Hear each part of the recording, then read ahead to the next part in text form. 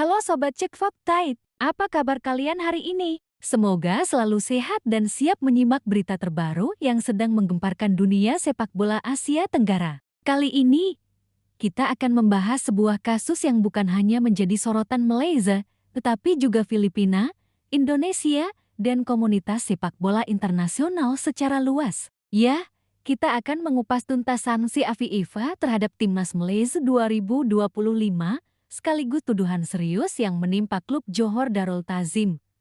Klub elit Liga Malaysia milik Tengku Ismail Sultan Ibrahim, putra Raja Malaysia, Sultan Ibrahim Ismail.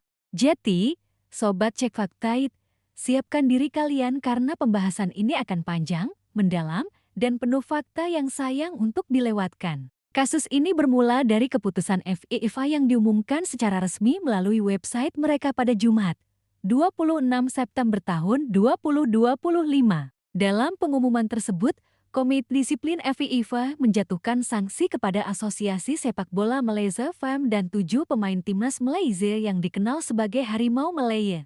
Ketujuh pemain itu adalah Gabriel Felipe Arosa, Fakendoutom Esgark S, Rodrigo Julien Holgado, Imanol Hafir Mechuka, João Vitor Breno Figueiredo, Yan Irazabal Iraurkui, dan Hector Alejandro Hafal Serono. Sanksi ini berkaitan dengan dugaan pelanggaran pasal 22 Kode Disiplin FIFA AFDC mengenai pemalsuan dokumen atau administrasi terkait kelayakan pemain. FIFA menilai bahwa FAM telah mengajukan kelayakan bermain para pemain tersebut menggunakan dokumen yang telah diolah atau dimanipulasi, sehingga menimbulkan pelanggaran serius terhadap regulasi internasional. Dugaan pemalsuan ini tidak hanya merusak integritas tim nasional Malaysia, tetapi juga menjadi perhatian internasional karena melibatkan regulasi FIFA yang bersifat global. Ketujuh pemain tersebut sebelumnya tampil membela timnas Malaysia saat menghadapi Vietnam pada leg pertama babak ketiga kualifikasi Piala Asia 2027 yang berlangsung pada tanggal 10 Juni tahun 2025. Malaysia memenangkan pertandingan dengan skor 4-0. Hasil yang sempat memicu euforia publik karena memperlihatkan kekuatan Harimau Malaya. Namun, kegembiraan itu tidak berlangsung lama. Setelah pertandingan, FIFA menerima laporan terkait kelayakan bermain 6 dari 7 pemain, yaitu Garces, Holgado, Figueiredo, Iraurkui, dan Serono. Setelah investigasi, FIFA menjatuhkan sanksi berat. FAM didenda sebesar CHF 350.000 atau sekitar 7,3 miliar rupiah, sementara masing-masing pemain didenda CHF 2.000 atau sekitar 41 juta rupiah. Lebih serius lagi, ketujuh pemain juga dilarang beraktivitas di seluruh kegiatan sepak bola selama 12 bulan, termasuk bermain di klub atau laga internasional. Sanksi ini jelas berdampak pada persiapan timnas Malaysia, karena kehilangan pemain-pemain kunci yang berperan besar dalam strategi tim. Yang menarik, kasus ini tidak berhenti di level Federasi Nasional. Tuduhan baru muncul terhadap Johor Darul Ta'zim JDT, klub elit Liga Malaysia yang dimiliki oleh Tengku Ismail Sultan Ibrahim, putra Raja Malaysia. Dugaan ini terkait dengan registrasi 3 pemain asing menggunakan paspor Filipina, padahal mereka berasal dari Spanyol dan Prancis. Ketiga pemain itu adalah Asker Arribas Spanyol, Enzo Lombardo Prancis, dan Antonio Claude Spanyol.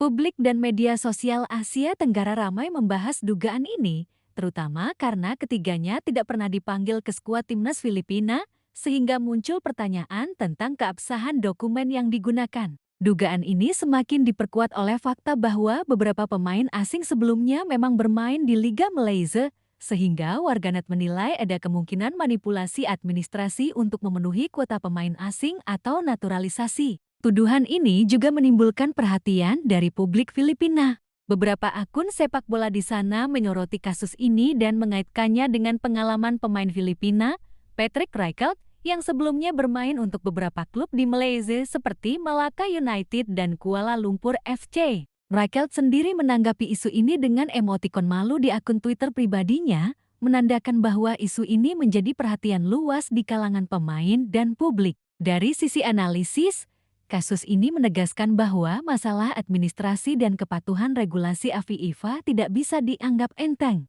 Pemalsuan dokumen, manipulasi administrasi, atau kesalahan prosedur, baik disengaja maupun tidak, memiliki konsekuensi serius. Tidak hanya merugikan pemain dan federasi, tetapi juga menurunkan kepercayaan publik terhadap sepak bola nasional dan klub. Skandal ini juga membuka diskusi lebih luas tentang praktik naturalisasi pemain di Asia Tenggara. Dalam beberapa tahun terakhir, banyak federasi di kawasan ini melakukan naturalisasi untuk memperkuat tim nasional.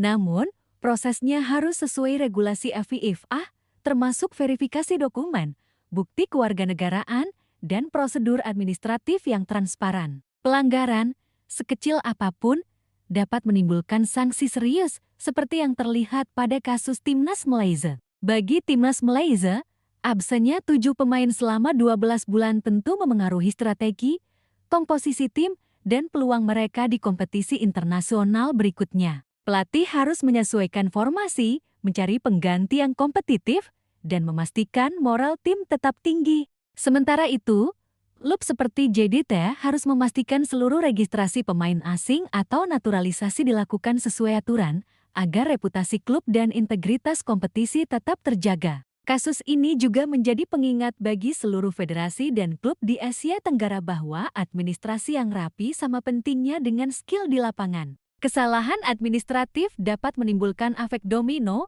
merusak reputasi federasi, memengaruhi karier pemain, mengurangi kepercayaan publik, dan bahkan berdampak pada posisi tim di kancah internasional. Dari sisi fans, kasus ini menimbulkan kekecewaan dan kebingungan. Kemenangan Malaysia atas Vietnam kini ternoda, sementara pemain yang sebelumnya menjadi kebanggaan nasional terkena larangan bermain. Media sosial ramai dengan komentar dan opini yang menyoroti fairness hukuman, integritas federasi, dan kemungkinan adanya intervensi pihak eksternal. Banyak yang menilai skandal ini lebih besar daripada kasus korupsi lokal sebelumnya, karena berdampak pada reputasi internasional Malaysia. Selain itu, kasus ini memunculkan pertanyaan terkait pengawasan FIFA terhadap klub dan federasi, serta mekanisme audit internal federasi untuk mencegah penggunaan dokumen palsu.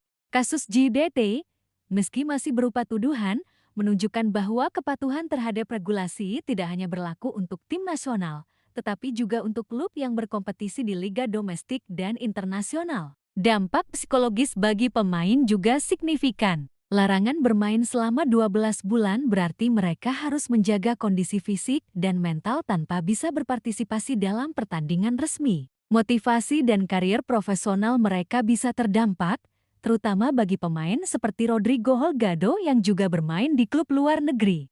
Klub-klub harus melakukan mitigasi untuk menjaga performa tim dan mengantisipasi absennya pemain kunci. Dari sisi sejarah, kasus ini menjadi babak baru dalam sepak bola Malaysia. Berbeda dengan skandal korupsi 1994 yang bersifat domestik dan melibatkan pengaturan skor, skandal 2025 ini berskala internasional, melibatkan reputasi negara, federasi, klub, dan pemain. Oleh karena itu, banyak pengamat menilai skandal ini sebagai gempa besar yang menciptakan tsunami bagi sepak bola Malaysia karena dampaknya tidak hanya dirasakan di lapangan, tetapi juga di meja administrasi dan publik internasional. Selain itu, kasus ini menegaskan pentingnya transparansi dan profesionalisme dalam manajemen klub. Klub-klub elit seperti JDT harus memastikan bahwa seluruh prosedur administrasi, mulai dari naturalisasi pemain, registrasi dokumen, hingga koordinasi dengan FIFA,